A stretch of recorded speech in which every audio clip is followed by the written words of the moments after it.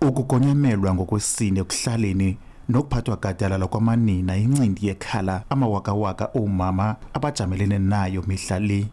Iphondo laseMpuma Koloni nalo lingelinye lamaphondo apho isenzo sokungcungcuthekiswa kwabasetyhini bade balandulele eli kuthe gqolo. Inkondekazi noZolani Sikiti, uNomthunzi Jama kunye noSakhele Mbuli baqhokozwe ngompu langcola ungele emini ilanga libalele. Isono sabo ngesokuba batyholwa ngokuthakatha. Amakhaya abo afuna impendulo kuba ngakube kungani na ukuba babulawe ngolu hlobo.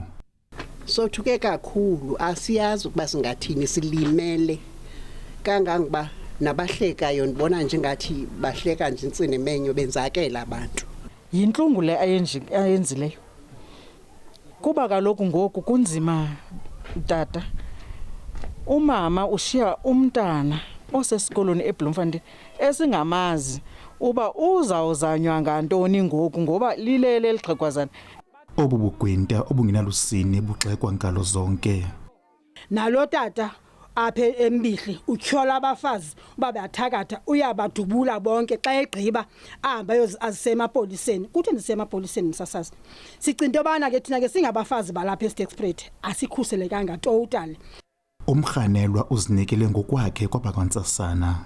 Sifuna ukuthi kwi-Department of Justice ingaze ibonise usizi kumenzi wesisehlo kuba kaloku kufuneka sisebenzise esisehlo nabanye abantu abenze izehlo ezifana nezi ukuthumela umyalezo okuba asizukunyamezela ukubethwa nokubulawa kwabantu abangomama.